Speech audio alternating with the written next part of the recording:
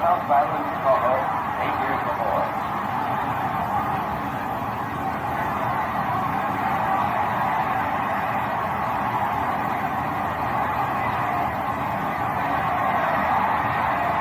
Everyone's stunned by the fury of Lewis's attack.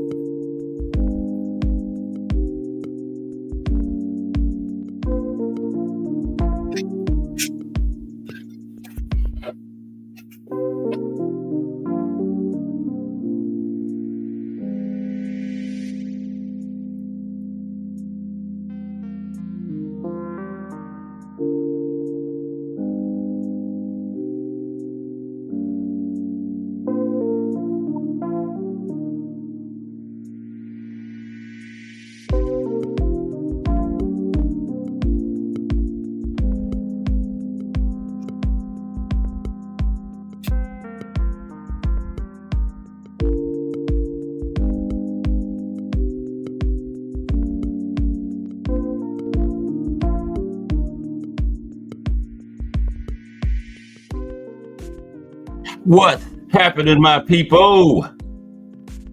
It's Gas Sports again, back for another afternoon with the family. Now, as usual, before I get started, let me give a shout out to the JBT community. It's just boxing talk. We're a group of people who just love to talk boxing. And we're always looking for others to join us. And you don't have to have a podcast. The only requirement is you just have to love to talk boxing. That's all. Miss Cass, hashtag JBT. Mike Mazik, Thomas Hill, hashtag JBT. Define RNA1, Big Supreme, hashtag FSG. Salute to everyone, and welcome to another episode of Cast Sports, The Box Historian. Today, boxing's best ever. And you know what time it is.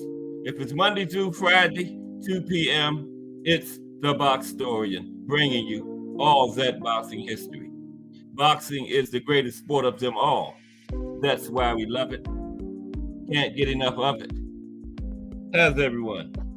It's the Wednesday afternoon hump day edition of Cast Sports, The Box Historian.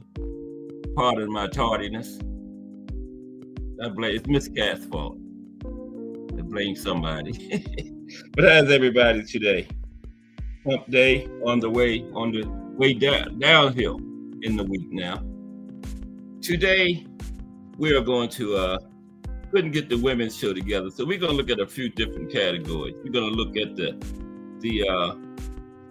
best ever trash talkers in boxing. Okay, the best ever trash talkers. That's number one right there on the screen. And then we're going to look at some of the hardest hitting boxers in the heavyweight division. Some of the hardest hitting heavyweights in boxing history. And then some of the greatest southpaws in boxing history. And then some of the greatest hitters. Get all that in today, you know. What has everybody? It's Wednesday, over the hump day. We almost to the I have been watching Pro Box lately. I completely lost track. Is it a Pro Box week? I have completely lost track of Pro Box. We've been getting these other cards on Fridays and all that stuff, so you know. But yeah, Pro Box is still a very good program. Is it Pro Box week, anybody? I think it might be, because I remember Mike Mazik telling me about 2 weeks ago it was Pro Box tonight. Or maybe that was last week. This time it's going so fast. These weeks run together nowadays, you know. But yeah, we got to have a pretty good one today. We're going to cover like 4 different categories in boxing. Trash talkers, hardest hitting heavyweights, southpaws, and switch hitters. Now, I didn't use any. When I got to switch hitters, I used a couple of active people. But the other ones are mostly just former boxers. You know, the trash talkers, the heavyweights, and southpaws. But switch hitters, use a couple of active guys, you know. Not a whole lot of switch hitters, you know. You know, I put Bud in there. I think Bud is one of the best switch hitters in the history of boxing. What's up, Mike Rim? In the building. Salute. Yeah, just got started, Mike. Had a 2:15 start today. Yeah. So yeah, we don't be usually doing anything between 2 and 2:15 anyway, you know. But yeah, we got the card from Paris this weekend. I don't know anybody on that one. But it's heats back up next week and the week after, leading into the big heavyweight showdown. I got Fury this time. A lot of people got Usyk. I heard some people saying Usyk will stop him this time. No, I don't think so. Although, it looked like Usyk had him stopped last time, didn't it? But they say the referee saved him. That wasn't Harvey Dock, was it? Because, you know, Harvey Dock is always saving people from getting stopped. You know? But I think Harvey Dock is on the take as a referee. Him and Tony Weeks. Now, you know, I think the best referee right now is that guy, damn, I can't think of his name. Youngest white guy. What's his name? Thomas Taylor. Yeah, he's the best referee now, I think, right now. Thomas Taylor, yeah. Called it right down the middle. I don't think he can be bought like Tony Weeks and Harvey Dock. You can tell they can be bought. Tony Weeks made some extra money in the Rolly Barroso fight, remember? He got that extra envelope. They gave him the signal. Said, looks like Rolly not going to be able to beat the old guy, Tony, so we're going to need you to help him. Tony stepped in and stopped the fight. Rolly wasn't even landing no punches. I think Barroso landed on him. And Tony said, nope, that's it. Like, what? Rolly was the most surprised one in the building when they stopped at that time. Rolly was like, I won? Yeah, that was really crazy. Tony one time, remember the Badu Jack face? Badu Jack face was so bloody, you couldn't even see his face, and Tony didn't stop that one. And then I think one fight, Tony had a guy went into a coma or something. Why didn't Tony stop that one? Because they didn't pay him to stop him, you know. Tony is on the take. Pretty good referee, too. That's why I know that Rolly Barroso fight, Tony Weeks is too good of a referee to make a bogus stoppage like that. It had to be fixed, rigged, you know, because he's a very good referee. And he would never legitimately stop a fight like that, man. Nowhere near. Barroso was nowhere near ready to be stopped. And then they put Barroso in a title eliminator, remember? And he knocked the guy out in the first round, but never got the title shot. Pitbull got it, and then Rayo. Barroso still haven't got his title shot yet. Had to go to Japan against this guy with a 92% knockout rate. Who was it? Andy Hirayaka? Stopped Barroso in the 7th round. Now they think they're rid of the old guy. Yeah, they didn't want the old guy back in there with Rolly. Or Pitbull or Rayo. I got Barroso in all those fights. They say the power is the last thing to go, and Barroso proves that. Ask that UK guy. What was his name? Davis in the title eliminator? Yeah, but first we're going to talk about some of the greatest trash talkers in boxing history. You already know who number one is. And like I was saying yesterday, Ali went overboard in his trash talking with Joe Frazier. Joe Frazier never forgave him either. They made some public appearances and Joe put a good face on, but he didn't forgive him. Ali lucky Joe wasn't when he lit that torch in Atlanta at those Olympics. Joe said he would have pushed him in there.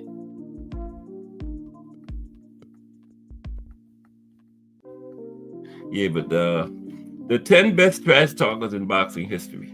Okay, we're going to do that first. Let me see here. Yeah, Muhammad Ali, he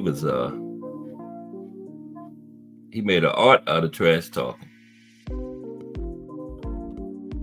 Remember, he had George Foreman so mad in the Rumble in the Jungle. George said he wasn't trying to beat Ali. George said he was trying to kill Ali in that ring. That's how Ali was able to pull a rope-a-dope off on him. Had George swinging for the fences.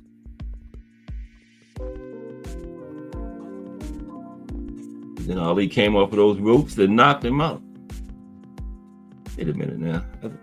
Bear with me for a minute. That's not what I had up this morning. It always does that, man, you know. As soon as the show starts, everything go haywire. Yeah. Boxing history. That's what we're doing. Yeah, I'm not talking about what's going on today. They showed me some basketball. Kevin Garnett, yeah, Larry Bird, yeah, they were not. Yeah, you talking about NBA? Those were two of the biggest trash talkers, but they backed it up. I seen Larry Bird in person.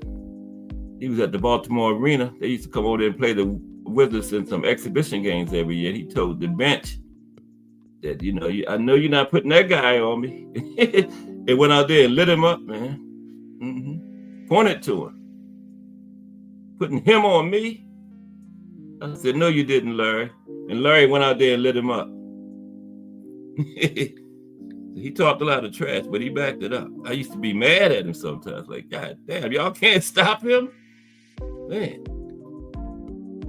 But Larry he earned you everything. He made you respect him, you know? Bad man. But yeah, I'm talking about the 10 best trash talkers in boxing history, not basketball. There we go. Yeah. Okay. And it's 2:30. But how's everybody today? This Wednesday, hump day.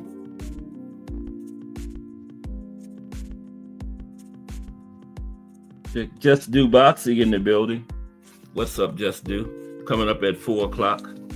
We're going to cover some different categories. We're going to talk about the top 10 trash talkers in boxing history, the hardest hitters in the heavyweight boxing history, top southpaws, top switch hitters today.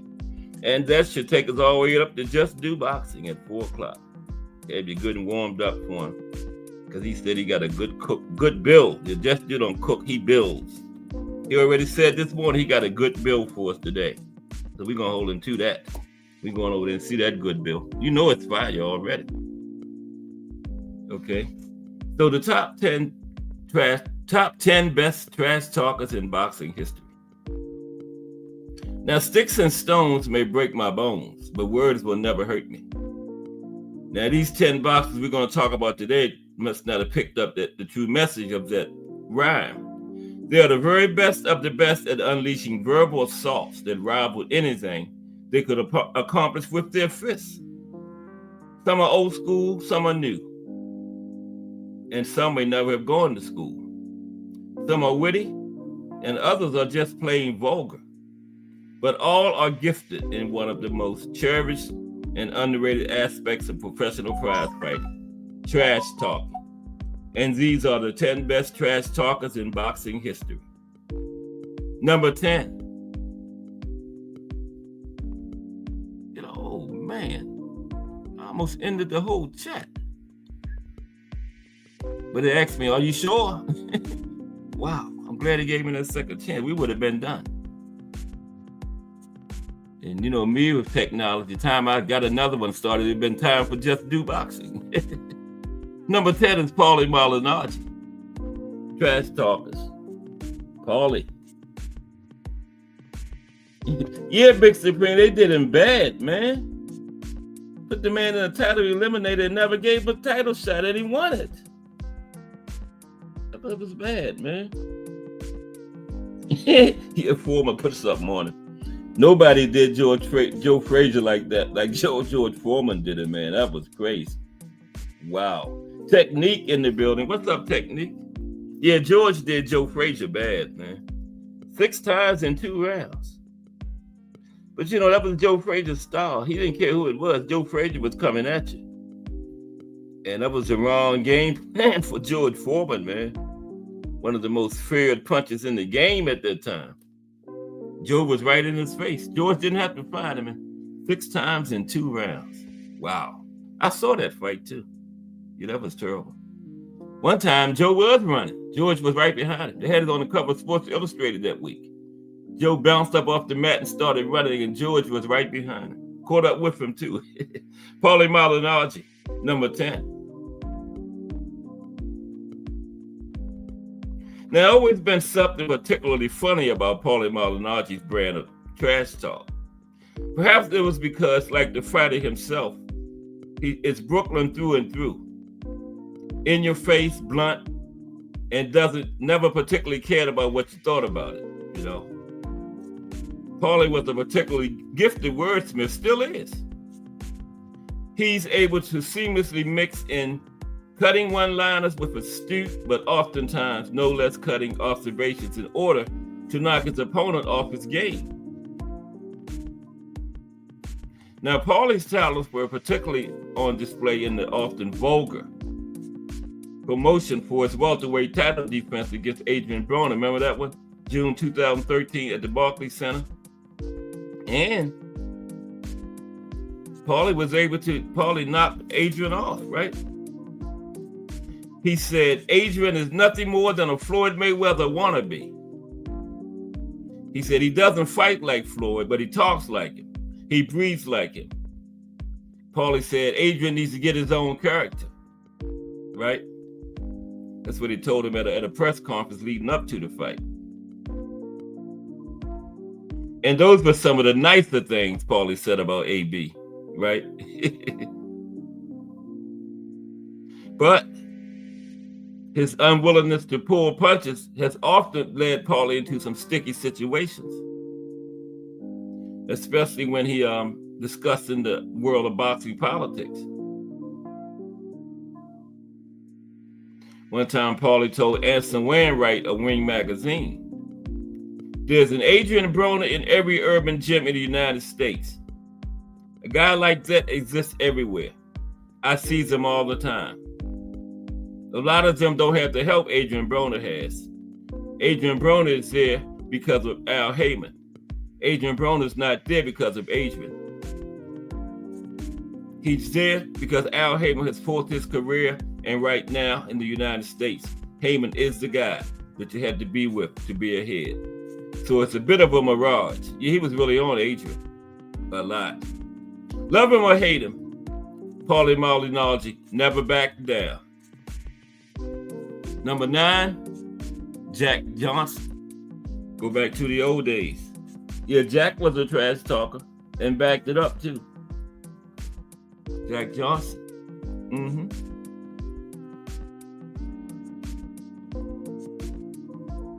Now, the amount of adversity that Jack Johnson had to overcome in order to break heavyweight boxing's color barrier and become the first African-American world heavyweight champion was, putting it very lightly, immense. Call him the Galveston Giant. He was a controversial figure in his era, when the Civil War was still a recent memory and blacks were still largely without rights in the United States. And Jack lived a very flashy lifestyle and sought the buck convention whenever he could. And when James J. Jeffries won the heavyweight crown around the turn of the century, virtually everyone considered Johnson to be his most dangerous threat. But Jeffries refused to face Johnson in the ring. It wasn't that black and white boxers couldn't fight, but the heavyweight championship was an exclusively white championship at the time. Now, shortly after Jeffries retired, Canadian boxer Tommy Burns captured the world championship. Now, Burns made the title a truly world championship, skipping from continent to continent and seeking out the best fighters he could find. And after 2 years of Johnson basically stalking Burns around the globe and calling him out, Burns finally agreed to give Johnson the world championship opportunity in Sydney, Australia. Now, during the fight, as was his custom, Johnson trash talked Burns. Nothing particularly vile or nasty, like we often seen today, but given the culture of the times, very risky for Johnson.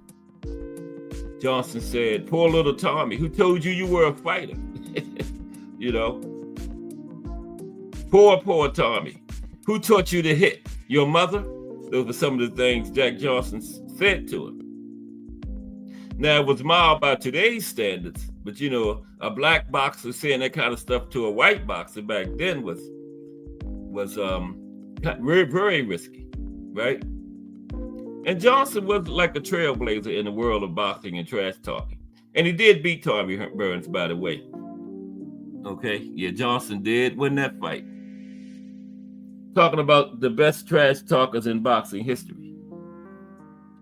Key Alexander. Salute, how are you? Good to see you today in the building. Key Alexander. Yeah, we're just talking about some of the 10 best trash talkers in boxing history. Paulie Malignaggi was 10. Jack Johnson was 9. We're working our way down. Next is, Prince Naseem Hamed is next.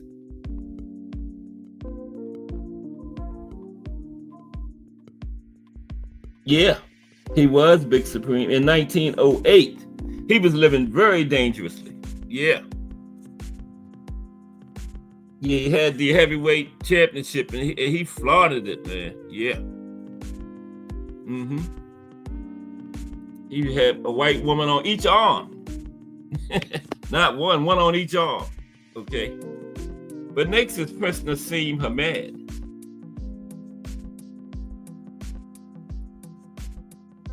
Now, Prince Naseem was not only a trash talker, he was a hell of a fighter too. Yeah. He won 3 world championships and amassed a record of 36 wins, 1 loss, with 31 knockouts, including a perfect mark in world title fights, right?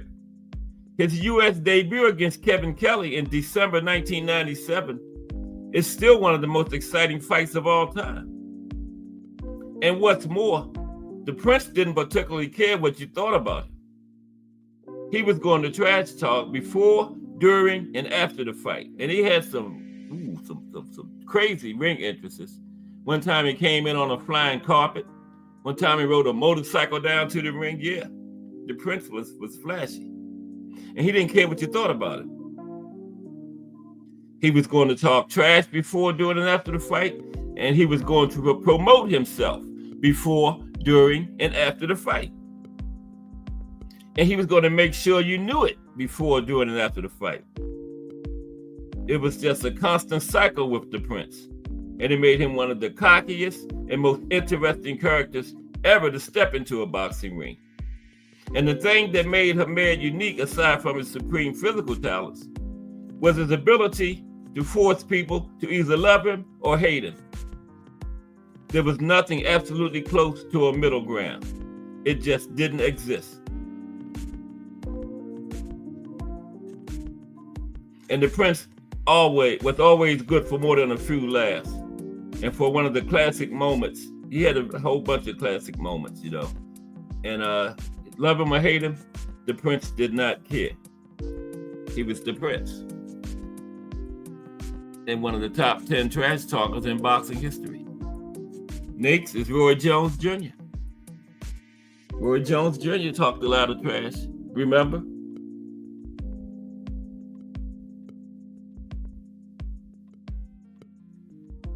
Technique said he never liked him. Oh, Thomas Hill said he should be higher. The Prince, yeah. But it's some good ones in front of him. Roy Jones is next.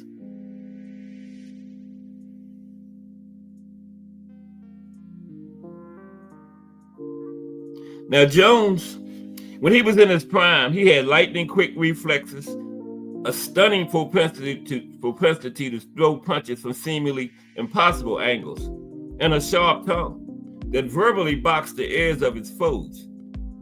He was so articulate at times that you didn't even know he was insulting you. But as he got older and more deluded about his rapidly declining in-ring abilities, he sadly began to suffer more frequent bouts of foot and mouth disease. Now, as a fighter, not the sideshow that he sadly became, Jones was nearly untouchable, but he frequently found himself the subject of criticism for not taking the best fights. But Jones, despite his star power, largely seemed content to spend his run at the top, making meaningless mandatory defenses of his belts against nobody, no hopers. There were few subjects that got under his skin more, and his trash-talking responses to those type of questions were often epic. And he hated to be disrespected, and he hated to be wronged. He even went so far as to write and perform his own rap song and video called Y'all Must Have Forgot, singing homage to his career accomplishments and perceived slights. And that rap song by itself was epic. Roy Jones Jr. Floyd Mayweather Jr. Yeah. Mr. TBE. Floyd Mayweather Jr. Big time trash talker.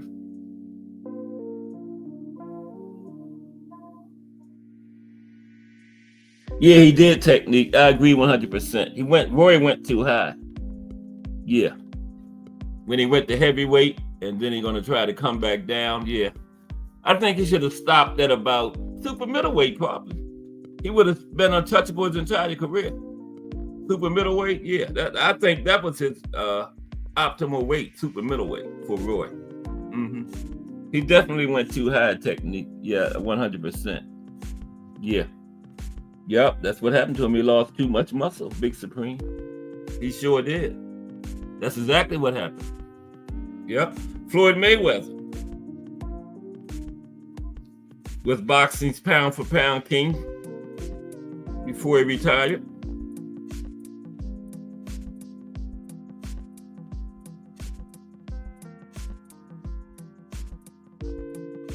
Produced more than his share of trash talking rants during his career.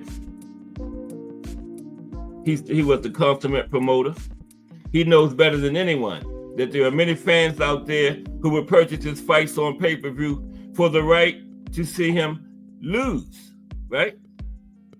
Yeah. Floyd knew that better than anybody. Played that bad guy to the hilt, man.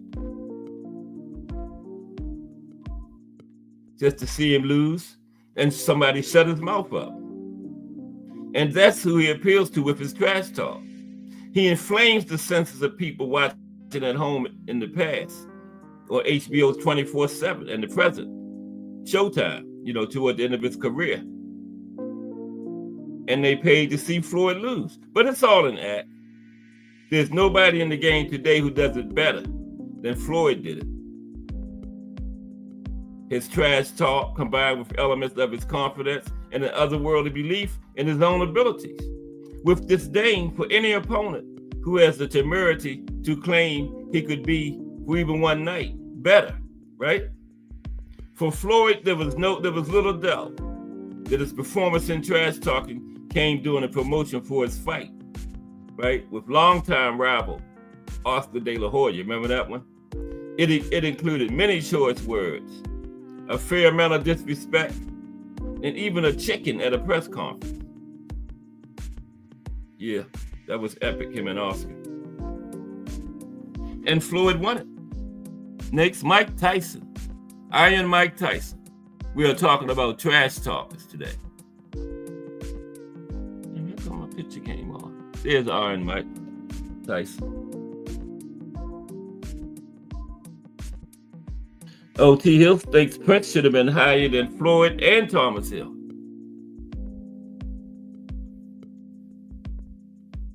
Okay, Prince is now in front of them. No, I don't know, T. Hill.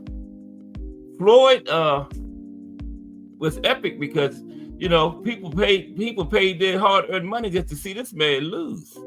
He knew how to get under people's skins, Yeah.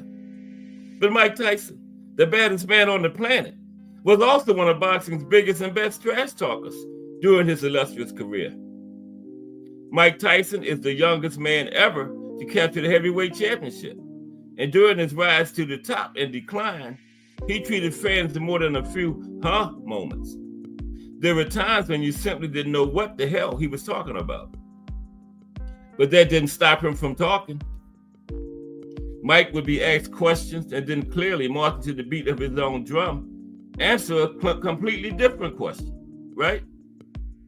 Interspersed with the rantings and ravings of someone who more often than not resembled a lunatic more than a fighter, were the occasional nuggets of truth and candor. Tyson was obviously a very troubled character, but it's hard to root against him. And his place in boxing history and trash talking are clearly assured. On Mike Tyson. Okay? That was the top. That was number 5. Number 4, Bernard Hopkins. B-Hop. Yeah, now he did some trash talking.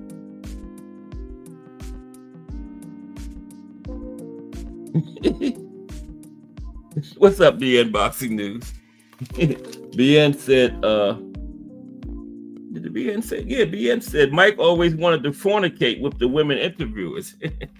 Salute BN Boxing News. Wow. Yeah.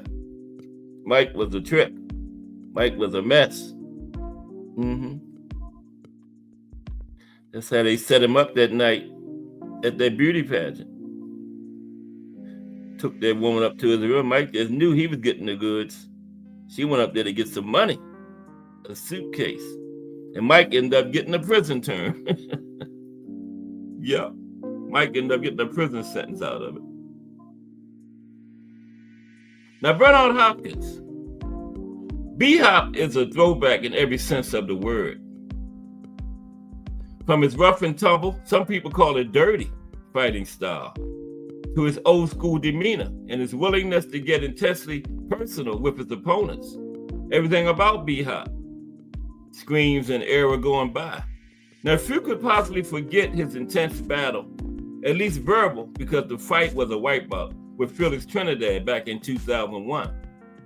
Now, Trinidad had been handpicked by Don King to emerge from the middleweight championship series as the first unified middleweight champion since Marvin Hagler, more than a decade before that.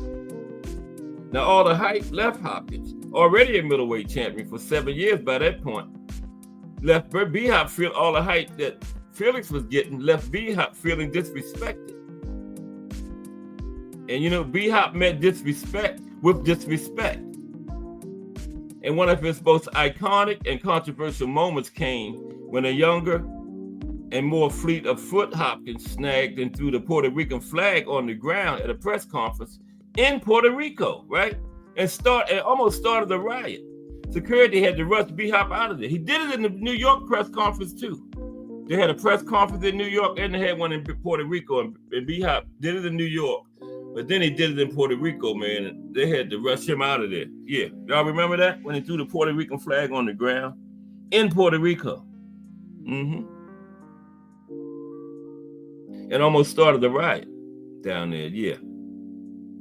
Now, B-Hop turned into the elder statesman of the sport. And he had a warning and snide suggestion for John Pascal on HBO when they met. Now, he told John Pascal that once I kick his ass in Montreal, he's going to move back. He's going to move back somewhere where he came from. I think it's Haiti. They need him back there. He cannot walk in Montreal after May 21st. That was the day when they had to fight. And in an interesting twist, Pascal has barely even been seen in the city or the ring in the years after the fight. Yep. So B-Hop was telling the truth. When he beat Pascal in Montreal, Pascal kind of like disappeared in the city. James Lights Out Tony. JT. Talk about trash talking. He told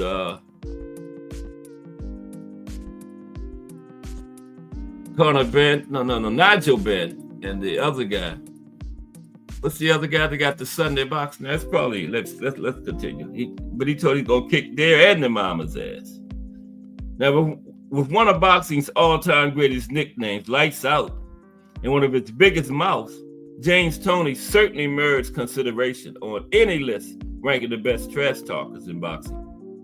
There was the time when the exceptionally gifted Yapper responded to a question about who would win a fight between Chris Eubank and Nigel Benn, with a quip that he'd be both on the same night and their mama. Yeah, that's what I was talking about. Or how about when Tony scored what was probably the signature victory over Michael Nunn to win his first world championship in 1991. Now, once the fight was signed, Tony wasted little time letting Nunn know what he thought about him. Spoiler alert, it wasn't highly. And Lights Out never hesitated to point out that he felt Nunn was less a fighter and more a dancer in the ring. He even went so far as to warn him that he'd quickly find out it's no damn disco when he got in there with him. Yeah. But Nunn went on to fight brilliantly, refusing to back down. And he walloped Tony with a stiff jab and fierce combinations on the inside. With 7 rounds in the books, the champion was well ahead on all 3 scorecards. And then Tony delivered one of the single greatest predictions and pieces of trash talk in the sport's history. You're losing it, son. You're losing it, head trainer Bill Miller told Tony in the corner before the 8th round, right? You've got to press him even more. And Tony's response was, don't worry about it. He's not going the distance. And he didn't. The challenger shocked the champion with a massive left hook in the 11th round that floored him. And shortly thereafter, the fight was over. Tony had won the battle of the smack talk and the world championship in the ring. Lights out. 2 more. Ricardo Mayorga. Yep, he was a trash talker. BBO Boxing TV. No, Canelo and Oscar didn't talk no whole bunch of trash, BBO. No. All Canelo will do is duck people. He don't talk no whole bunch of trash. What's up, BBO?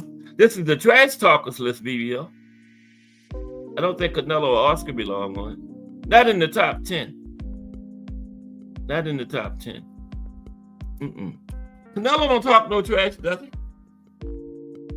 Terry Akers. What's up, Terry Akers? That's my favorite sister-in-law, Terry Akers, in the building.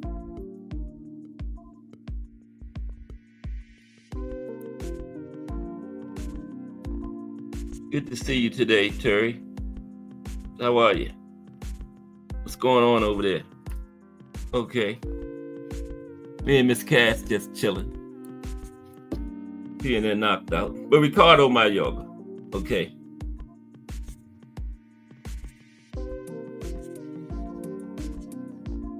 Now, there's nothing, absolutely nothing about Ricardo Mayorga that can be considered safe for human consumption.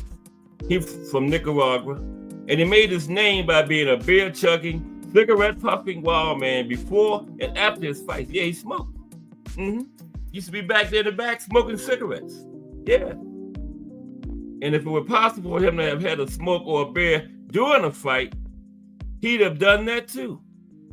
But despite his antics, he managed to capture world championships at welterweight and junior middleweight. And now he occasionally spends time on Twitter trolling fighters. Yep. And when you signed up to face El Matador, you knew a couple of things. One, you were in for a match with a crude, unrefined, but eminently tough SOB. And two, you were going to be on the receiving end of very personal, very vulgar, verbal assault from the minute the fight was announced until it was over. Some of the stuff was downright ugly, and it wasn't beneath Mayorga to frequently sling ethnic and gender-based slurs at his opponents. He seemed to have a particular animus toward Latino fighters, and would frequently seem to become enraged while spewing venom at them in his native tongue. The only thing we can hope is that some of the translations were wrong. And number one, trash talker in boxing history. The top trash talker in boxing history. Yeah, defied on. He didn't have no limits on him. Yeah, he was limited, but he could strike you out. You mean in the ring limited? Yeah, I don't think he was limited with the trash talking. Yeah, Muhammad Ali number one. Now, like I said, Muhammad Ali went overboard with the trash talk on Joe Frazier, I thought. Joe Frazier never forgave him. He's not only the greatest fighter, he's the greatest trash talker too.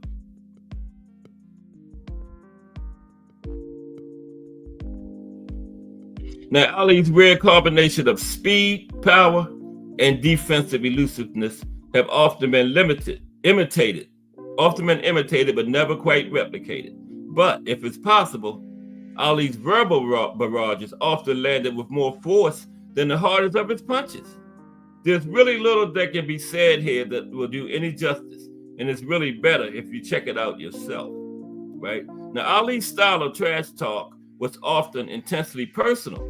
And it would send the political correctness police into a tizzy if someone uttered things half as cutting today as Ali did back then. He had an uncanny ability to get inside his opponent's head and to strike him where it hurt the most. It's virtually impossible to settle on one favorite quote from the master, but he always seemed to wax the most poetic when he spoke of longtime rival Joe Frazier. He once said, "I'm going to do something to Joe Frazier that might be illegal. My lawyers told me to bring a bail bondsman to get me out of jail. They might put my tail in jail and get me out on bail after what I do to Joe Frazier." And you don't see that sort of thing in boxing anymore. And when you do, it's not nearly as articulate and entertaining as the man who took trash talk to whole new levels. The greatest, Muhammad Ali, the greatest trash talker of them all. Now let's look at some we're gonna do a couple. This is called Boxing's Best Ever. We're gonna look at the best in a couple different categories. Some of the hardest hitting heavyweights in boxing history. How about that? Some of the hardest hitting heavyweights in boxing history. We go from the trash talkers to the 3 o'clock. This can't be three. It started at 2:15. I've been on here about 10 minutes. I thought it was like 2:35 or something. 3 o'clock. Don't forget our raffle too. We got a raffle going on. $5 for one entry. 5 for $20. I give it, say 20 for $5. 5 for $20.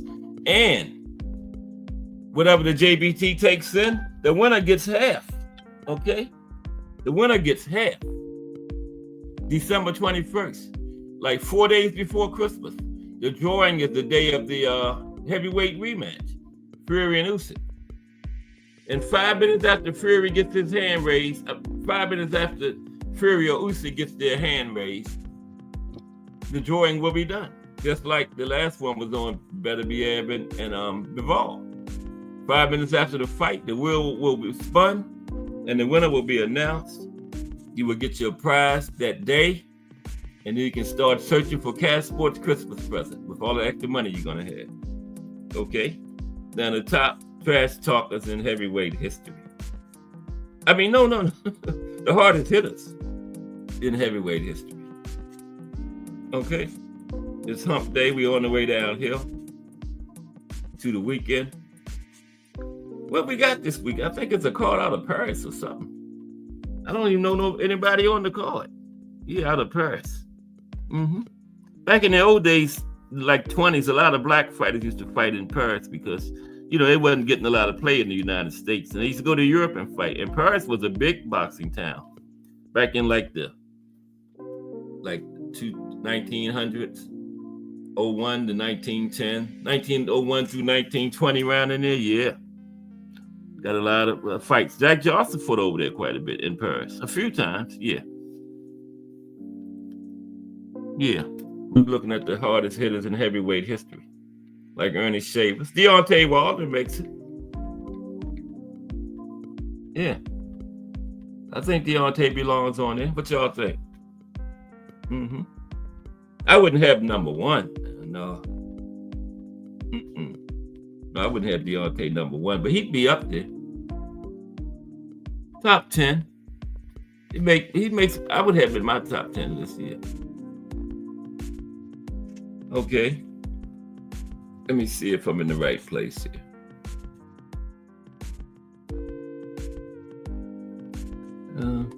Let's see. I don't know. Ernie Shavers. George Foreman. Yeah, I'm in the right place. Sonny Liston. Oh my goodness. No, I'm not in the right place. Yes, I am. Sonny Liston is 4. Yeah, here we go.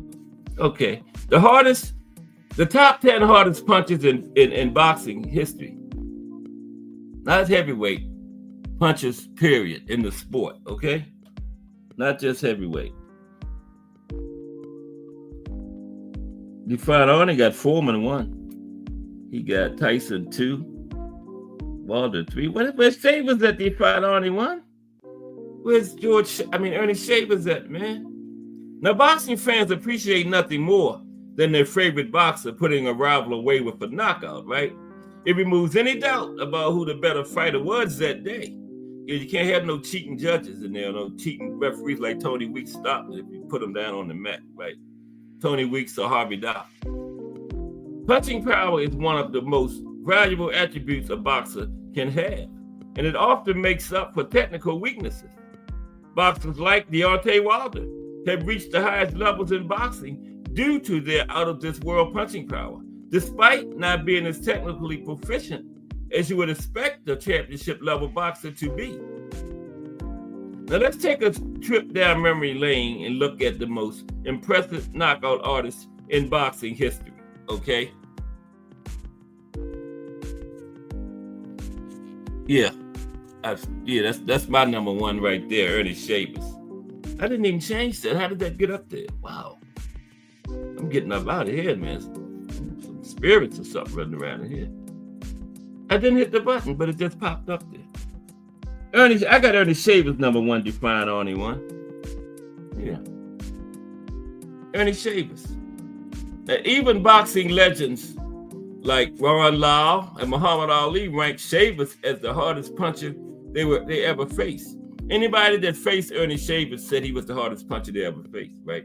Now, Shavers hit so hard, 68 out of his 75 professional boxing wins were by knockout, right? And 33 of those knockouts occurred in the very first round, right? Give me a calculator. 68 out of 75, that's 90-something. That's 91% knockout rate. 90.6. 91. Okay. And 33 in the first round. Man, that's incredible. 33 fights ended in the first damn round. Simply lasting more than a few rounds with Shavers was considered a victory for some fighters.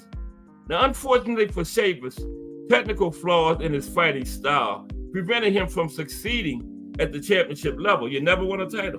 But if you fight nowadays, he would probably be undisputed. But however, his punching power always gave him a chance in any fight, even when he was technically outmatched. Yep. Ernie was in every fight because of that punching power. Now there's George Foreman defined on it. There's George Foreman. Okay, George Foreman number 2. Big George. Had 2 careers, remember? Yeah.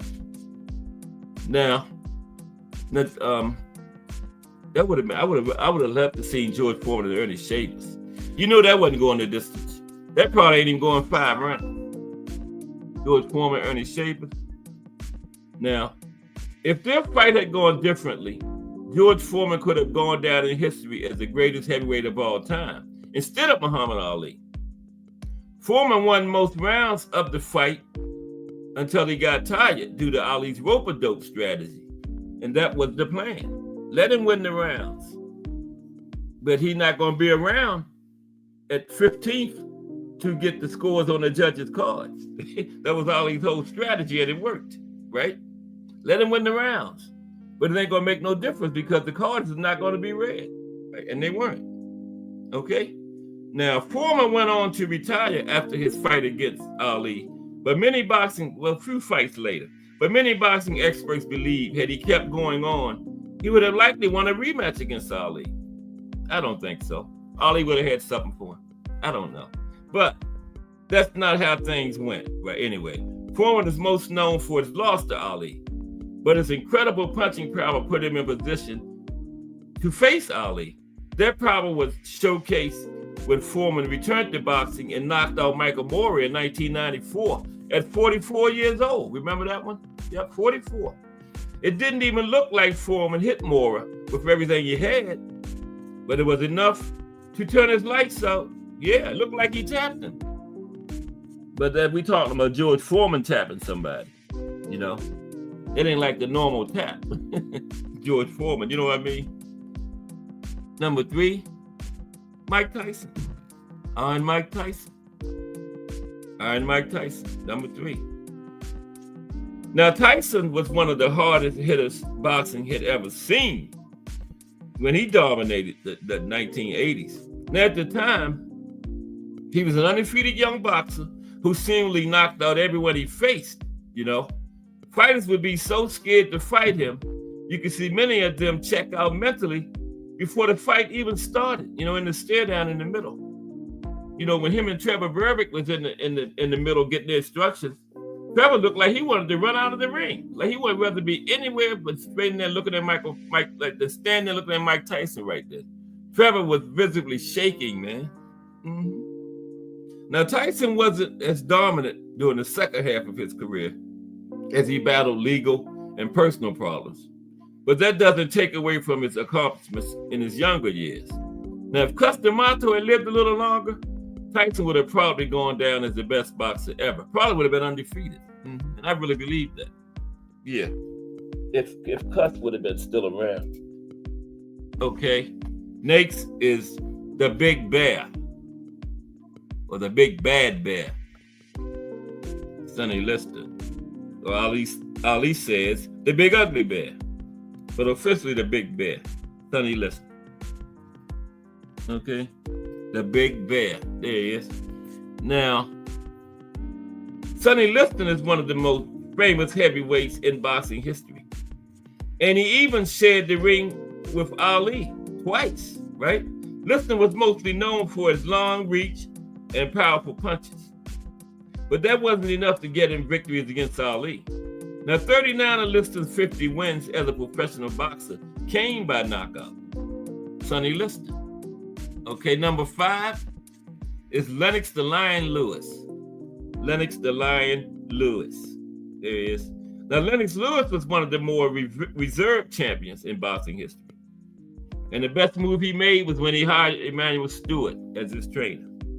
Because the fight before he hired Emanuel was in the other corner with, was it the guy that cried? Didn't Emanuel have him, Oliver McCall? I know he was against Lennox in one corner, but then Lennox hired him, and that was the best move he made. That's when that jab started working for him, man. Yeah, when he got Emanuel. He went up to that Kronk gym. Now, Lennox was one of the more reserved champions in boxing history, but that doesn't take away from the fact he also happened to be one of the hardest punchers ever. Lewis combined his punching power with his long reach and boxing skills to create a puzzle most boxers couldn't solve. Now, Lennox did have some low points in his career when he lost to mediocre opponents like Oliver McCall and Asim Rockman, but he came back to avenge both losses. Lewis won 32 of his 41 fights by knockout, including knocking out Iron Mike Tyson. Yep, Lennox knocked out Iron Mike. Number 6 is David Tua. Big Dave Tua. There you go. Now, David Tua is one of the best heavyweights who never won a title. David never got a title, him and Shavers. Yeah. One of the best ones who never won a title. He would have one now, though, in boxing history, despite having enough power to put anyone to sleep. But Tua's biggest flaw was his inability to cut off the ring against world-class boxers effectively. That allowed his opponents to circle away from him to avoid getting caught by that big right hand, right? Now, Tua holds first-round stoppages against the likes of Michael Moorer and Asim Rockman. His knockout of Moorer is one of the fastest in boxing history, as he only needed 30 seconds to put Moorer away. 30 seconds in the first round. And Michael Moorer wasn't a bad boxer, man. Tua just caught him. And if Tua catch you right, you ain't got nowhere to go but out, okay? Nowhere to go but out. 7, the Brown Bomber. BBO's favorite boxer, Joe Louis. BBO probably think Joe Louis should have been higher. It's a wonder he didn't put it in there. Define on, the Big Supreme says Felix was Wilder with technical skill. Very scary. Tua got knocked out by Cuban GOAT Felix Savon. Yeah, Felix. Yeah, Felix is one of the ones with 3 gold medals, right, Big Supreme? There's only 3 of them. The Hungarian guy, I can't think of his name, and Teofilo Stevenson and Felix. Laszlo Papp, the Hungarian guy, yeah, Felix was a bad man. Yes, he was. Felix was 3 times, that's right. Only one of 3 people. 2 of them Cuban. Teofilo, Felix, and Laszlo Papp from Hungary. I don't think the Hungarians turned pro either. Although they let Laszlo Papp turn pro when he was damn near 40 years old, but when he was younger, they wouldn't let him turn professional. He would have been bad too, Laszlo Papp. Won 3 gold medals. Yeah. Joe Louis. Now, many boxing experts still view Joe Louis as the best heavyweight champion in boxing history. In his prime, he held on to the belt for over 12 years, defending it 25 times. And guess what? Out of those 25, only 2 people went the distance. Only 2 people went the distance in 12 years. That's the greatest. That's greatest type stuff there. I'm sorry, Muhammad Ali. Now, 66 of Lewis's wins were by knockout, right? And he often fought multiple times in a month. He was fighting back then, man. 2 people went the distance in 12 years, fighting twice a month, 7, 8 times a year, man. Incredible. That's greatest type stuff there. When people talk about that 12-year reign and those 25 defenses, you got to look at what he was doing during that time, man. That tell you how bad Joe Louis was. Not just the 12 years and the 25 defenses. Only 2 went the distance, man. Fighting 2-3 times a month. 15 of them was in the first 5 rounds. 6 of them in the first round. Okay? That's greatest type stuff. Muhammad Ali ain't never done nothing like that, man. I'm sorry. Muhammad was great, but not as great as Joe Louis. I'm sorry. He just wasn't. Okay, Big Supreme says boxing was banned by the USSR and other communist countries like Cuba. Yeah, Hungary was one of them too. Yeah, that's why Laszlo Pep. They finally let him turn professional. I think he was 39 years old, man. Come on. Missed all those good years. 39. Yeah. Yeah, now Joe Louis, where was it? Yeah. 52 of his 61 were by knockout, fighting multiple times a week. And it was a completely different time in boxing history. But many of the greats that came after him probably wouldn't fare well against Joe Louis. No, they wouldn't. Number 8, hardest hitting heavyweights is Vladimir Klitschko. Yep, Vladimir Klitschko. Now, Klitschko earned the nickname Dr. Steelhammer because of his punching power. And he was more than capable of putting anyone away in his prime. A student of Emanuel Stewart, Klitschko often had a safe approach to boxing. His jab and cross were his 2 best weapons, and he threw them so well and with so much power that his knockouts often came out of nowhere, as he wasn't even looking for them. Now, Klitschko was known for having a weak chin, so he was never one for getting into brawls inside the ring. Klitschko, he didn't fight that much up in the pocket and stuff because, his chin was suspect. But he had a good jab and cross, good boxing for a big man, Nakes is, okay, what's in the chat? Al Booker, what's happening? Dr. Steelhammer, a.k.a. Sleepy Fights. Okay, Define Arnie says, to me, Vitaly was way better fighter. But Vlad had more power. Okay. Who was the oldest? Vitaly? Was he older than Vladimir? I'm not sure. I used to know. The way I tell them apart, one of them, the hairline start back further than the others. Vladimir. Vitaly got more hair up front. That's how I tell them apart. That's Vladimir there. See where his hairline way back there on the sides. Vladimir hair comes all the way up. That's how I tell them apart. What's up, AB? How you doing today? We did a few different categories. We did the biggest trash talkers in boxing. Now the hardest hitters. Then we're going to talk about some greatest southpaws, because we got 2 more of the hardest hitters to do. Number 9, there he is, Define Arnie. The Bronze Bomber, Deontay Wilder. Now, Wilder deserves a spot on this list given how much he's accomplished in the boxing ring, despite having limited technical boxing skills. He would be the best heavyweight in the world in a parallel universe in which Tyson Fury didn't exist. Now, 41 of Wilder's 42 wins, what used to be.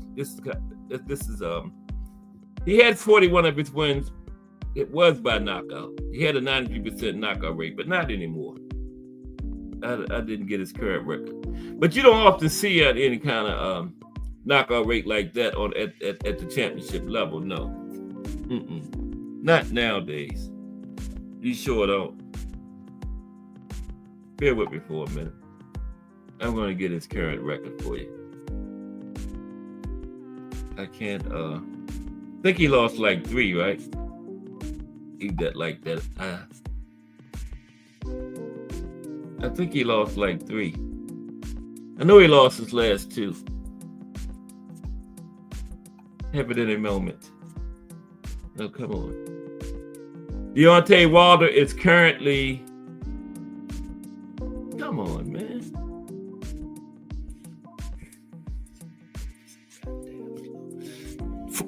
4. 43 wins, 4 losses, 1 draw, 42 knockouts. He been stopped 3 times. Okay? That's Deontay Wilder's. Now let me get my chat back up. Okay. Come on, man.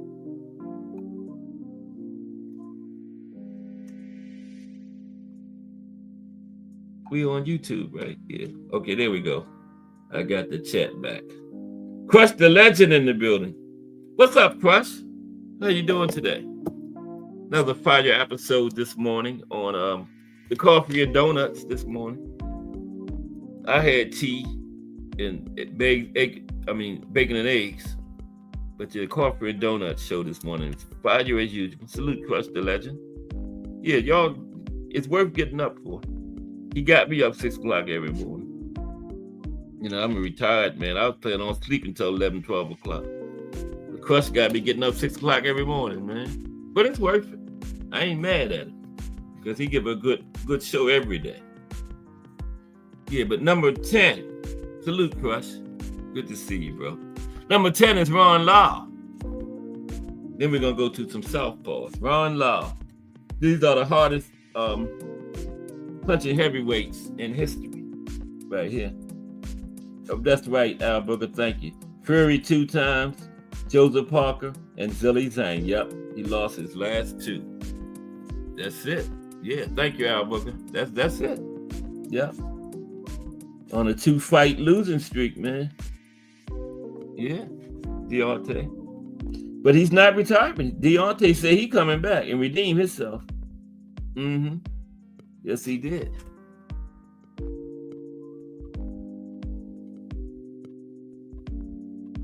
Ifan Arnie said Vlad did himself proud against AJ. Okay.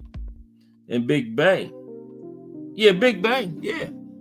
You got to consider Big Bang Zhang. I like to see him and Bakoli. That big guy. Where he from, the Congo? Out there in them jungles. Knocking out lions and stuff. Oh, I'm sorry.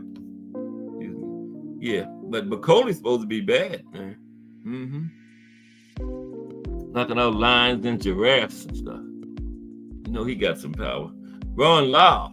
Law is another hard-hitting heavyweight that never won a championship. Yep, despite being one of the best boxers of his era. Oh, he would definitely be champion nowadays, man, no doubt. Law was winning his 1975 fight with Muhammad Ali on all 3 judges' scorecards before Ali was awarded a controversial TKO in the 11th round. Yeah, man. Just like the Rolly stoppage, remember? Against Barroso. Somebody gave the referee the signal. It wasn't Tony Weeks. That was too far back for it to be Tony. But somebody gave the signal, said, Ali ain't doing it. You got to help him out. And they stopped it. And Law was winning on all 3 cards, just like Barroso was. And they stopped it. I saw that fight. Yeah. And Law even went to war with George Foreman in what turned out to be one of the most exciting, competitive, and brutal fights in boxing history. 5-round fight of the year. I think it was like 5 knockdowns. I think round 4 was round of the year. Yeah. Okay. Let's look at what should we do? The best southpaws in history or the best switch hitters? Best southpaw switch hitters.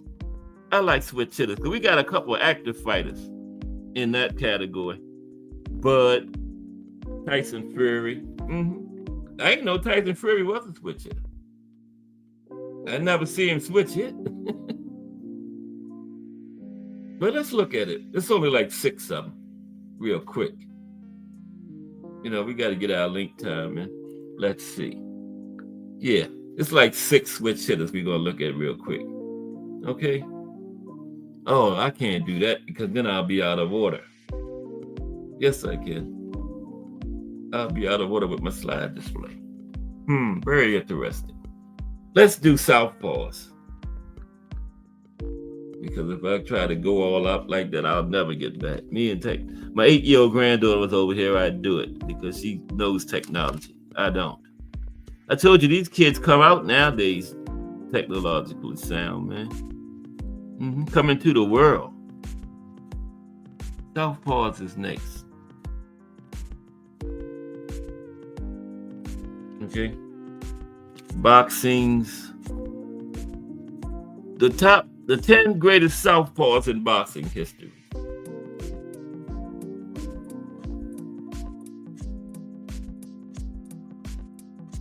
Okay, let's get it up here.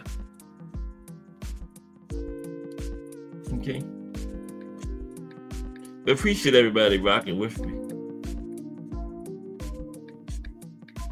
Oh, I got a special fantasy matchups Monday next week.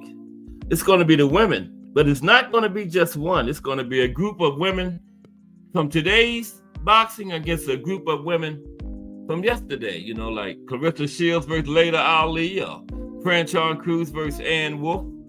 You know, it's going to be like that. Amanda Serrano, Alicia Baumgartner. We got the coal miner's daughter, Christy Martin.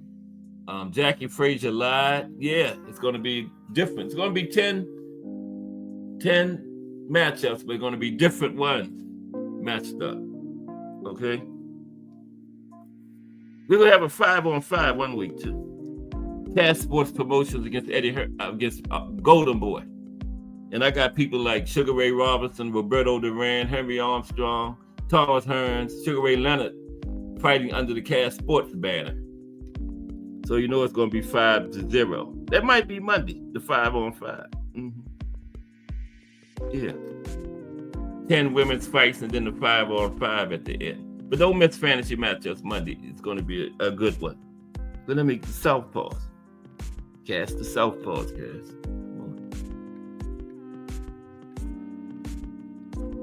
10 greatest southpaws in boxing history. I don't know why it ain't sitting right in there like I had it. Murphy's Law. It's almost link time. It's almost link time. I'm gonna get these southpaws in. Okay? And this weather's crazy. It's warm up here in Baltimore today. Randallstown. I live like 30 minutes outside Baltimore. Yeah. Had to get out of there, you know what I mean? Okay. First is Sergio Martinez. Is number 10. Y'all remember Sergio, right? See Sergio put that left on him? Look like he getting ready to go up out of there with that left, man. Don't it? On the 10 again. Look at the follow through, man. Yeah, I think he went to sleep. What y'all think? I think he went to sleep on that one. Yeah, look at that, man. Right on the 10. Yeah, that's the end of the fight there. But Sergio, he was an Argentine superstar.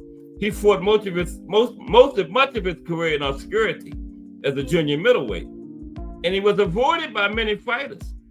He finally popped onto the radar of boxing fans with his draw against Kermit Cintron in 2009. Anybody who remembered that fight knows Martinez should have been awarded a knockout. Cintron complained bitterly about being hit with a headbutt and then an elbow and then a lead pipe by Martinez, when in reality, it was just a gorgeous punch. Martinez's stock erupted when he housed Paul Williams in their rematch in 2010.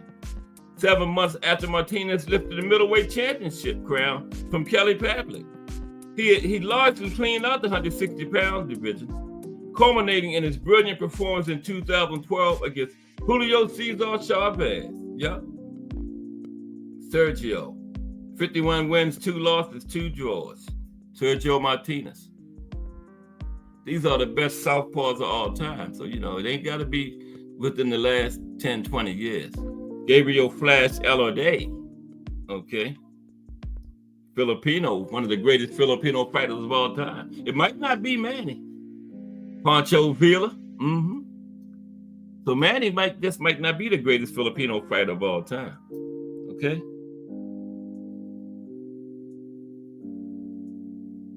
That Rob versus Paul Williams, one judge had it 119. Yeah, that was way wide. Wasn't it defined, Arnie? That was crazy. 119, 110. What was that judge looking at? Was it that Williams woman? Because she always, I don't even know. They should have just took her out of there, out back, and I don't know what they should have done. But that woman was terrible, man. What was her name? Something Williams. She was always giving up bad decisions, man. Like that fight against, I think it was Holyfield and Lewis. Lewis outscored Holyfield by like 30 punches in one round, and she gave the round to Holyfield. Yeah. Eugenia Williams, is that her name? She was terrible, man. Flash Elorday was a Filipino fighter who started in the 1950s. Now, he had good size for a featherweight, 5'7", and he used footwork and speed to become a world champion. He defeated legendary Sandy Sadler in a non-title fight in 1955, and he became the super featherweight champion in 1960, and defended the title for 7 years, right? And Flash is considered to be one of the greatest Filipino fighters of all time, alongside Manny Pacquiao, Pancho Villa, and he was inducted into the International Boxing Hall of Fame in 1993. Flash Allarday. Now, a lot of y'all might say something about this one, but one of the greatest southpaws of all time, this next one. Joe Calzaghe. Yeah. Joe wasn't that bad. What you think the fight on won? Joe Calzaghe, top 10 southpaws all time? I think so. Now, Joe, they called him the Pride of Wales. Joe Calzaghe is the only undefeated fighter on this list. He retired, I think it was 46-0. In fact, he's one of the very few elite fighters in boxing history to retire undefeated. Calzaghe wasn't a massive puncher, and he could be hit, but he threw punches from every angle at a ridiculous rate to frustrate and defuse his opponent. He was dropped numerous times in his career, but he had an excellent heart, rising each time to claim victory. Yep, every time he was knocked down, he got up and won the fight. Every time, yep. He was also masterful at, surging as the fight wore on.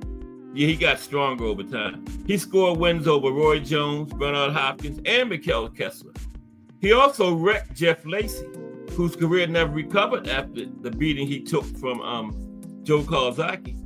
And the knocks on Calzaghe are mainly due to the stature of his opponents and his reluctance to fight outside of the UK for the vast majority of his career. Yeah, he didn't come over here until I think the B-Hop Roy Jones fight.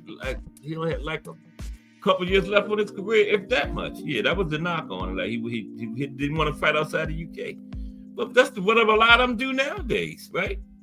His win over Roy Jones is tempered due to how badly Jones had faded by that point. B-Hop too. Yeah. Joe retired in 2008 with a record of 46-0, 32 knockouts. Okay, we go way back now. Young Corbett III. Young Corbett III. Now, young Corbett III was born Rafael Giordano in 1905. He wasted little time before starting his career, get this, at the age of 14. Now, he didn't have elite power. I guess not, 14 years old.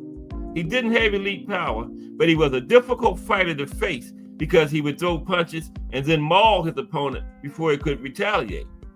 Kind of an old school Ricky Hatton. Now, Corbett scored a win over the legendary Billy Conn in 1937, dropping him in the second round.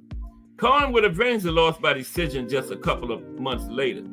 And Corbett retired in 1940 with a record of 122 wins, 12 losses, 22 draws. Wow. Now this man, wow. Okay. Oh, he was born in, I thought he said his career started in 1905. No, he was born in 1905. Okay, 1940. Now this is a bad man here, Tiger Flowers. We're going to get to some modern day people. Tiger Flowers. Sorry, I couldn't get a good picture of Tiger. That's him on the right, though. Tiger Flowers. Now, Tiger was the, Al Brooker says, not a huge fan of Calzaghe, but got to respect his body of work. Yeah, that's right, Al Brooker. You got to respect. Yeah, he didn't fight Carl Froch either. Defiant Arnie was. That's true. Now, Tiger Flowers. In addition to becoming the first African-American fighter to become middleweight champion, Theodore Tiger Flowers brawled with several excellent fighters before his death at just 32 years old.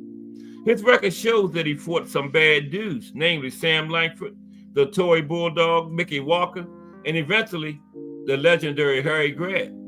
He defeated Harry Greb to win the middleweight title in 1926 and successfully defended it in a rematch before losing a highly controversial fight to Walker. Now, Greb was getting older then, too. Now, it wasn't Harry Greb from 1918, 1919.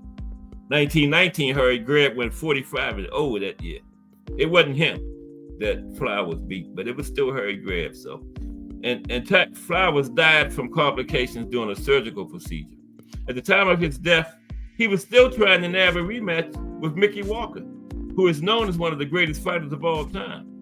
Tiger was inducted into the International Boxing Hall of Fame in 1993 with a career record of 115 wins, 14 losses, and 6 draws. Wow.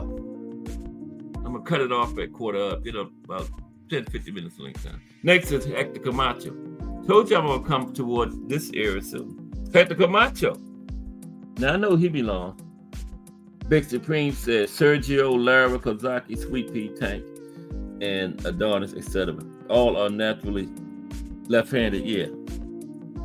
Yeah, Sweet Pea made it, Sergio, Kozaki. Yeah, they all made it, except Tank. But see, Tank, I didn't use any current guys, Big Supreme. Or Tank would definitely made it. But the rest of them on here, yeah, the rest of them made it.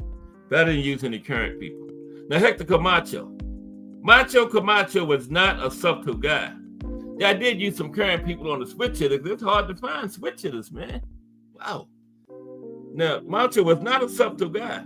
He fought like a wild man in the ring, and he lived like one outside of it. Nassim Hamed owes quite a bit to Camacho, who danced his way into the ring and then pounded the daylights out of his opponents. But Macho didn't have no ring interests like Hamed. Because you didn't call, Hamed didn't do ring walks. He did ring rides, the motorcycle, the flying carpet. He did ring rides. Hamed did. Now, Camacho often eschewed the jab, instead relying on speed and furious power punching to overwhelm his foes. He was the first boxer to win titles in 7 divisions, a feat that is impressive even in the age of trinket belts. He boasts wins over Roberto Duran and Ray Leonard, though both were well past their prime. He also fought Julio Cesar Chavez and Oscar De La Hoya. Now, unfortunately, he never slowed down. He was arrested numerous times before being murdered in 2012. And he ended his career with a record of 78 wins, 6 losses, and 3 draws. Yeah, 3 draws. Okay, that's how I made it. Number 4 was Vincent Saldivar, right? I'm get ready to cut it. There's Vincent. We're going to chop it up for like 15 minutes before just do boxing. Number 3 was Manny Pacquiao. Yeah, Manuel Pacquiao. Manny Pacquiao Jr. is in the amateurs right now. I forgot. I was keeping track of him, but I had lost track of him a little. But yeah, he's getting up there. I say he's about 2 years away. Maybe 2026. I don't know though. The way they do nowadays, they put people on the fast track. You never know, But Manny was supposed to be. He beat Keith Thurman. What was that? 2019, something like that, to become. I think he's the oldest welterweight champion or something. What was it, like 41 or something like that? Yeah. But after Manny is Sweet Pea. The Big Supreme was talking about Pernell. Sweet Pea. That's Sweet Pea right there. Yeah. Pernell was number 2. Manny was 3. And 1 was, y'all know who 1 was, Southpaw. Who else? The marvelous one, Marvin Hagler. Okay? The marvelous Marvin Hagler is not only the greatest southpaw fighter, he's one of the greatest of all time, regardless of stance, right? New Jersey native, but he fought out of Massachusetts. What was it, Brockton? But he pounded his way to a record of 62 wins, 3 losses, 2 draws. I think he had 52 knockouts. Defended the middleweight championship 12 times over a 7-year span. And it was one of the most competitive eras in the division in boxing history. No, 1950s was the most competitive in middleweight, man. 1950s. Sugar Ray Leonard, Jake LaMotta, Carmen Basilio, Marcel Cerdan, Randy Turpin, Dick Tiger, Gene Foreman. Yeah, 50s was the time for the middleweights, man. Now, Hagler both wins over Roberto Duran and monster puncher John the Beast Mugabe. Hagler could box effectively, but he enjoyed brawling, and he could switch it. He often switched seamlessly from southpaw to orthodox stance during a fight. He had good power, and he could take a punch as well as anyone. And he retired after his controversial loss to Sugar Ray Leonard. Right? Regardless of who you think won the fight, I think we can all agree that Judge Jojo Guerrero's called 118-110 for Leonard It's pathetic, man. That was just pathetic. Hagler was into the Hall of Fame in 1993. Yeah, first ballot Hall of Famer. Yeah, that was pathetic. 119, 118, 110 for Sugar Ray. Even when Sugar Ray won, man, that was ridiculous. That judge should have never judged another fight. Worse than that Eugenia Williams woman, man. Come on. Come on.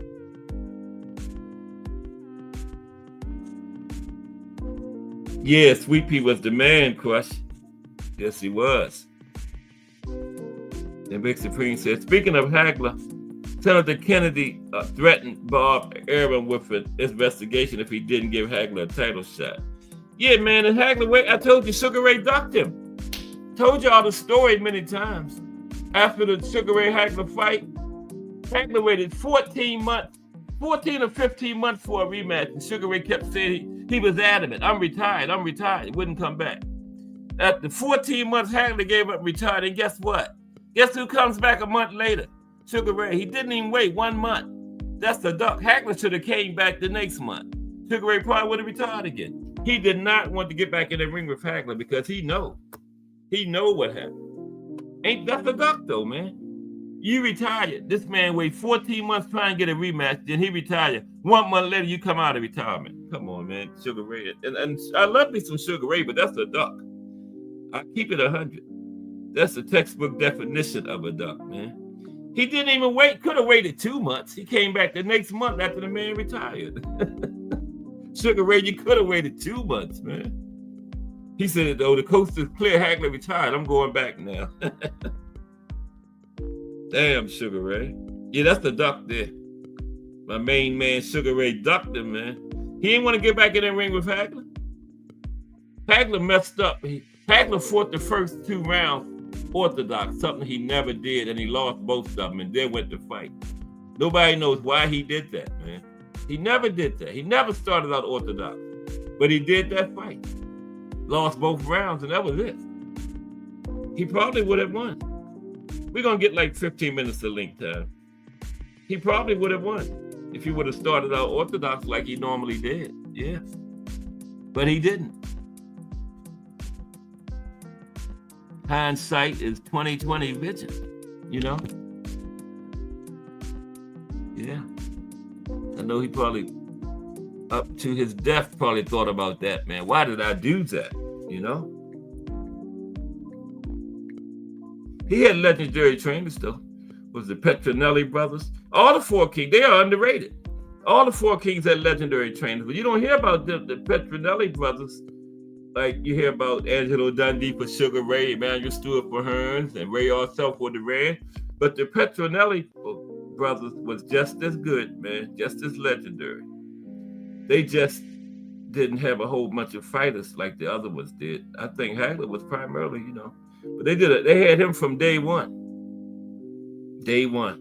In the amateurs, all the way through his professional career. And you know, Hagler and Carmen what's his name? Carmen Monzon. Man, I can't think of the guy's name. 70s middleweight.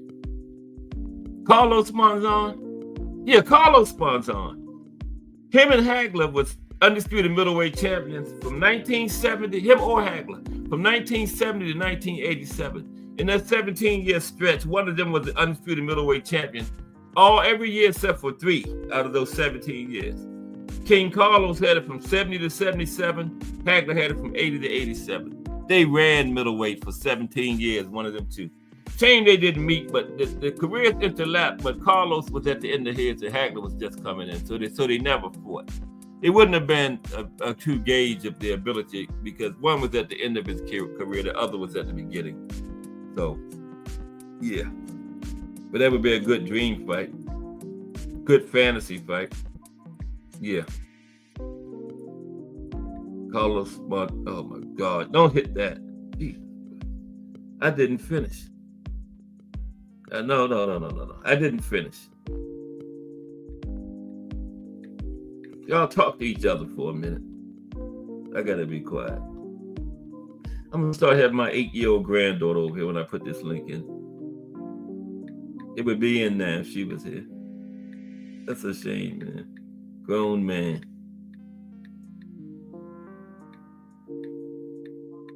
I don't know nothing about technology. I ain't even got the commercial for the raffle in yet. But we having one. It's there I go talking again. Half and half. Whatever the JBT collects, the winner gets half. Okay? December 21st. And like I told you, you don't have to get me, you don't have to spend all of it on me for Christmas, but that's part of it. Okay? You ain't got to spend the whole thing on my present. But don't come with no $10, $20 mess for me neither. Spend at least $50. So I'm gonna know how much money you want now. I'm the treasurer. So don't come with me half step with no $15, $20 gift. Okay? Okay. But okay, here we go. Try that. I hope everybody's doing good today. Oh yeah. Big Supreme say would be too small for Hagler. Okay. Yeah, Hagler versus Triple G would be a good one. Who you got in that one, Big Supreme? Hagler and Triple G. At middleweight. Hagler never fought anywhere else, though, other than middleweight. His whole career was fought at that same weight. Middleweight, remember? Yup, his entire career was fought right there at middleweight. The marvelous one. Yeah. And once he retired, he never came back. He stayed out. Yep. Once Marvin went out, he stayed out, man. And yeah, of course, Sweet Pea was the man. Sweet Pea, yeah. That man could do some stuff with his upper body, man. Unbelievable. You know how you bend over, like you drop a quarter on the ground and bend over, pick it up? He could bend over backwards almost as far as somebody bend over forward, man. He was just, wow. What you call it? What's the word for it? The stuff he could do with his upper body, man. He could stand in front of a guy and make him miss and not even move his feet. Weepy was amazing, man. I've seen him fight so many times, man. It's just crazy. The skills this man had. What's up, Define Arnie One? Hey, how you doing today? Okay.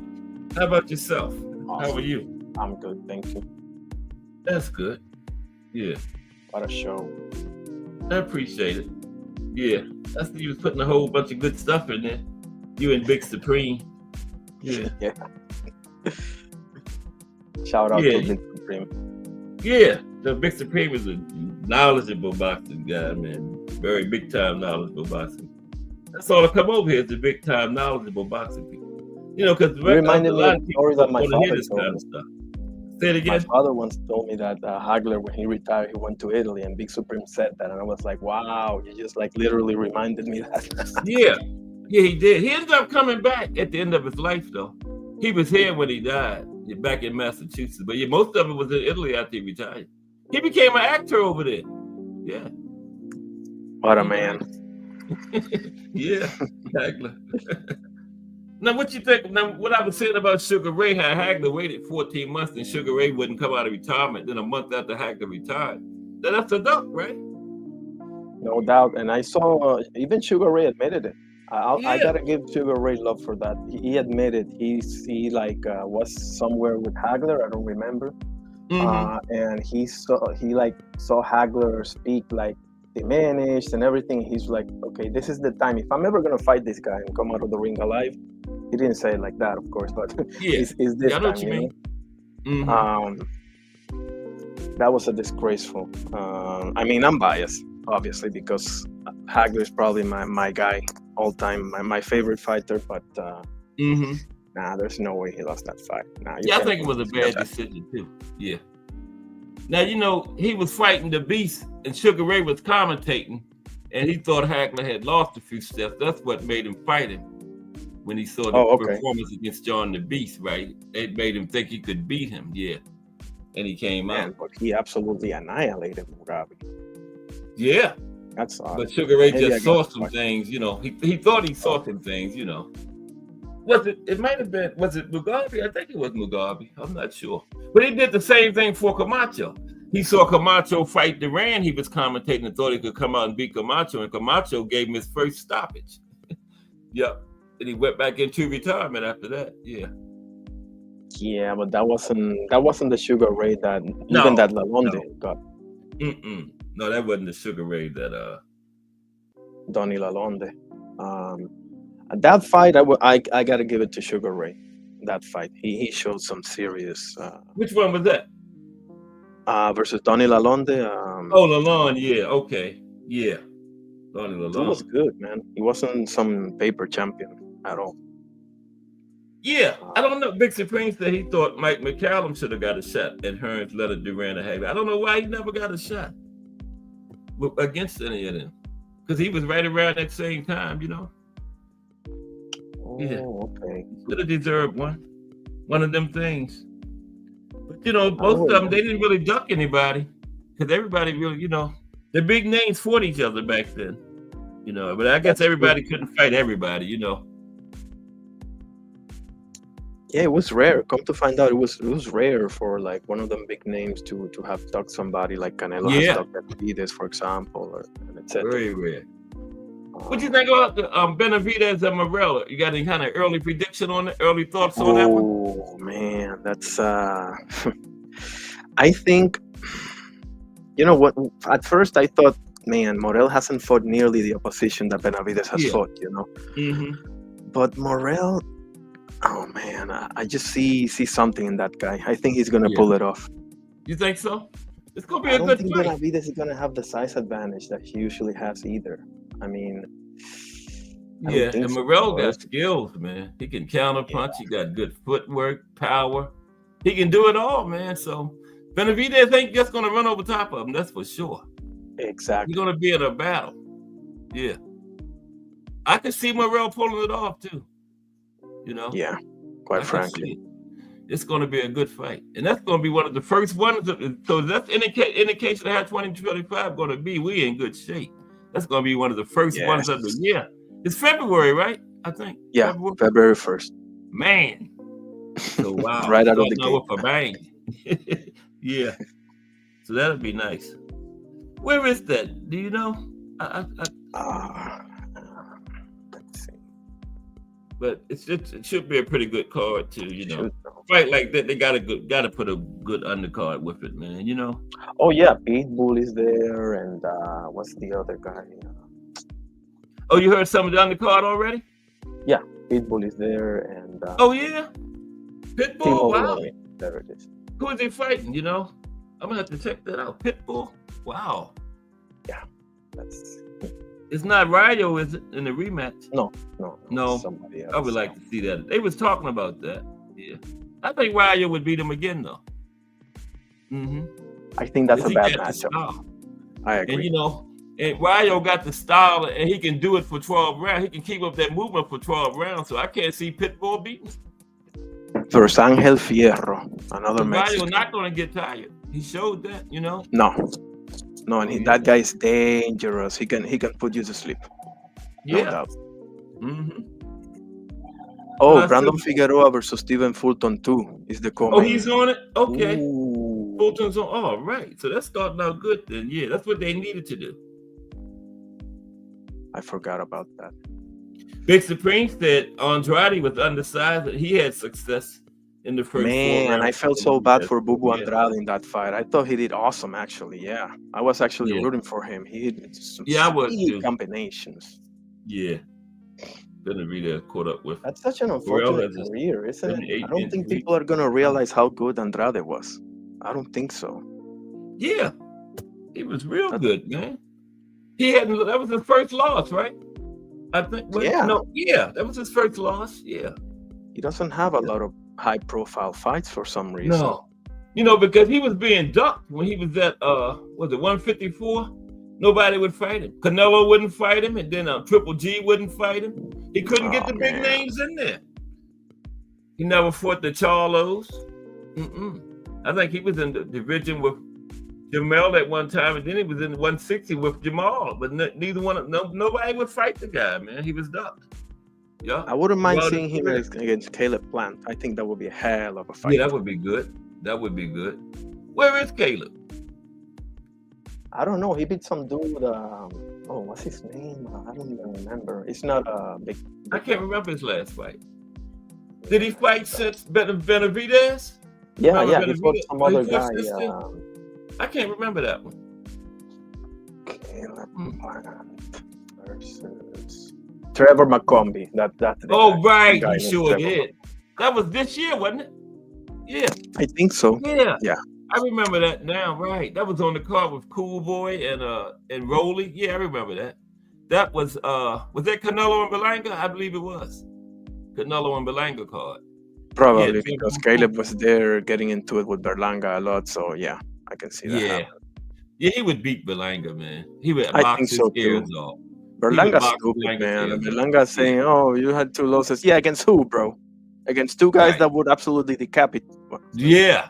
Yeah. I'm serious. Canelo and Benavidez would I mean, I'm destroy like, this dude is Berlanga. stupid, man. Stop saying you're Puerto Rican, please. No, I'm sorry. I shouldn't have said that. Wow. Yeah.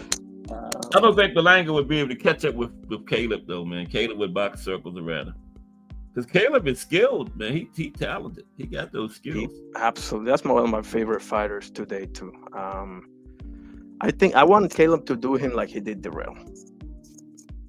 Darrell? Yeah. Oh, yeah. I want Caleb to do Darrell. this because I don't like people. Early. I don't too. like that type of arrogant ignorance, you know? Yeah. Then he bit the guy, man. He lost me when he did that, man. Yeah. I mean, That was crazy. Why did you do that? You know? He got some frustrated. things I don't mind trash talk, everything, but there's Mhm. some things that I don't think you should do. Then he got the Canelo fight, though. Canelo. Yeah. Canelo probably fight Jake Paul now. Yeah. That'll be his next fight. Yeah. I don't think Benavidez or Morrell will ever get that fight, you know? Nah. He will end up being remembered more for the fights he avoided than for his accomplishments. Yep. That'll be part of his legacy. The fights he avoided. Because people really wanted that Benavidez fight, man. And Just you know fight what? them. Who cares if you lose? You had 2 losses already. It's not like you're undefeated. But you know what? There ain't no guarantee Benavidez could beat Canelo. That's you know? exactly right. That's don't know. exactly right. Canelo's good. I was kind of leaning toward Canelo in that. Tell you the truth. I don't know why he wouldn't fight him. He don't want to fight any fight that he had a chance of losing. You know? Yeah. Bivol wanna have didn't see that coming. You can tell. They didn't see that Yeah. coming. He want to have a guarantee. No chance anybody can beat him. He ain't fight them. You know? Yeah. Because I think he could beat Benavidez, but it's a chance that he couldn't. So Canelo ain't taking that chance. That's just, He said the Benavidez fight does nothing for him, and I'm like, okay, well, what did the John Ryder fight do for you exactly? What did Berlanga do for him? Exactly. I mean, You know what I mean? it's like AJ telling Big Baby Miller, "You're not on my level." And I actually commented, I was like, okay, he's not on your level, but Helenius, Franklin, and Ngannou are. Yeah, they on your level, right? I don't like that type of stuff, but whatever. Oh, my like's in bad shape today, 18. So I had about 30. I think But it's it's time okay. now.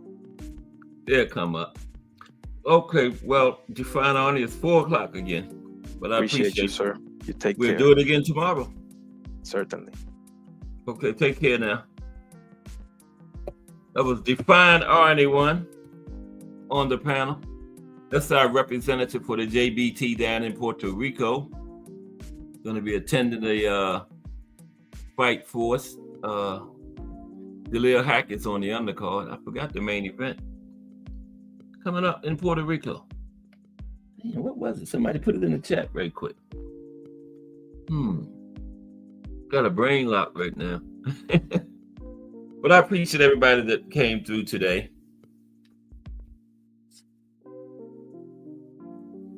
Okay, Crush the Legend, Al Booger, BN Boxing News.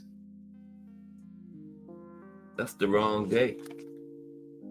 Today is the 20th, right? I'm on the 18th. There we go. Terry Akers, BBO Boxing TV, BN Boxing News, Kai Alexander, Technique, Just Do Boxing, Mike Rim. What fight is that? The headline that fight you're going to see Define Arnie won? I can't think of the main event. Big Supreme, Define Arnie won, Thomas Hill, Mike Mazik, and Miss Cass. Appreciate everybody. Hitchens and Richardson, Hitchens and Liam Parrow. That's it. I had Hitchens, but I didn't have Parrow. Thank you, Define Arnie One. And salute to Define Arnie One coming up on the panel, help me close the show down with some fire boxing talk. And all the fire boxing talk in the chat. Salute to Big Supreme and Al Booger. Give them up that high profile boxing talk, high level boxing talk. But join me tomorrow because if it's Monday through Friday at 2 p.m., it's the Boxtorian bringing you all that boxing history.